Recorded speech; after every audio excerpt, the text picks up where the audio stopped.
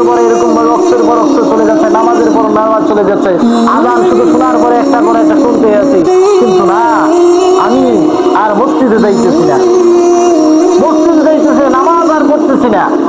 এরকম একটা সমাজের মধ্যে একটা মসজিদ এরকম সবাই যদি এরকম চলে আসে, ভোর ভোর কানায় কানায় ভরে দেওয়ার কথা। আমাদের মসজিদ হচ্ছে বিশাল, এখানে একটা ক্ষুদ্র মসজিদ, এই মসজিদটি আমাদের ভরে না। প্রত্যেক অক্তে অক্তে ভরপুর থাকার কথা ছিল, ভরপুর থাকার কথা ছিল। বললাম এক যে আমাদের ইমান আছে, পাওয়ার নাই। আমরা মুসলমানে আছে কিন্তু মুসলমানিত্ব নাই। আমাদের নবীদের আদর্শ আছে কিন্তু নবীর আদর্শ আমাদের ভিতরে নাই। নবীদের আখলাক গুলো আছে কিন্তু সেই আখলাক গুলো আমার আপনার ভিতরে নাই। যদি ভিতরে থাকতো প্রত্যেকটা আখলাককে, প্রত্যেকটা আদর্শকে আমি আর আপনি ধরতে পারবো। কোন ব্যক্তি যদি জানতো যে নামাজ, এক ওয়াক্ত নামাজ ছাড়ার কারণে কি পরিমাণ জাহান্নামের মধ্যে তাকে শাস্তি ভোগ করতে হবে, তাহলে সেই ব্যক্তি কোনদিন আর এক ওয়াক্ত নামাজ কাজা করবে, তাকবীরওয়ালা ছুটে যাবে, এটাও তার জন্য কঠিন ব্যাপার হয়েছে। এটা তার জন্য বড় ধরনের একটা কঠিন ব্যাপার হয়েছে। কিভাবে আমার তাকবীরওয়ালা ছুটে যায়, কিভাবে আমার নামাজ ছুটে গেল, কিভাবে আমি দিন থেকে সরে যাচ্ছি। এই যে আমি নামাজ পড়তেছি না।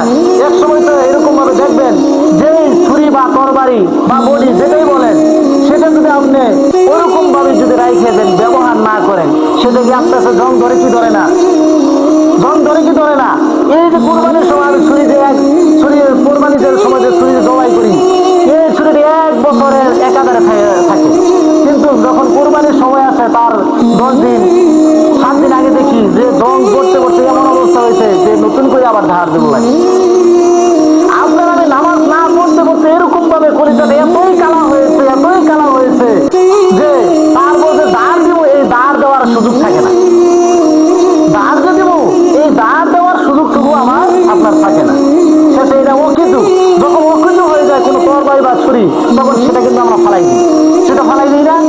আর নামাজ, রোজা, ইবাদত বন্দেগীগুলো আপনার আমি এরকম ভাবে না করতে করতে যখন এরকম অকৃত হয়ে যাব, তখন আপনার আমি মসজিদের জাহান্নামের ফেরেশতার একটা লাঠি দিয়ে জাহান্নামের মধ্যে আপনার আমাকে ফেলে দিই, কি অবস্থা হবে। এই জন্য এখনো সময় আছে। ইব্রাহিম নবীর মতোই বলি, তার পিতাকে যেভাবে দাওয়াত দিচ্ছেন, হে আমার পিতা, এখনো সময় আছে, দিনের পথে ফিরে আসো, শুধু শয়তানের বন্ধু হয়ে না। আমি ওইভাবে ইব্রাহিম নবীর কথাগুলি আপনাকে বলি, এখনো সময় আছে, দিনের পথে ফিরে আসেন। 5 ওয়াক্ত নামাজ আজকে থেকে পড়া শুরু করেন, ইমানকে পাওয়ারফুল করেন। পাওয়ারফুল ইমান নিয়ে আপনি মরার জন্য প্রস্তুতি নেন, আখিরাতের প্রস্তুতি নেন। ইন্তিকাল মানেই হলো স্থানিত করে, ইন্তিকাল মানে সব কিছু শেষ না। অনেকে বলে মরে গেলাম তো সব শেষ হয়ে গেল, সব শেষ না। ইন্তিকাল শব্দের অর্থ হলো স্থানান্তর করা, অর্থাৎ জায়গা পরিবর্তন করা।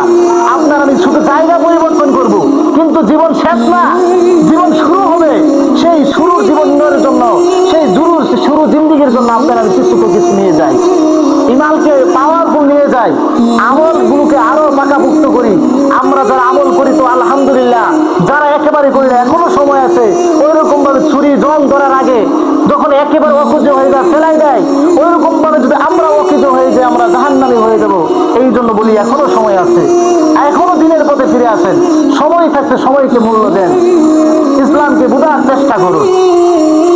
আমরা সবাইকে, আমাদের সকলকে আল্লাহ পাক রব্বুল আলামিন কথাগুলো বুঝবার এবং আমল করার তৌফিক দান করুন। সবাই বলে আমিন।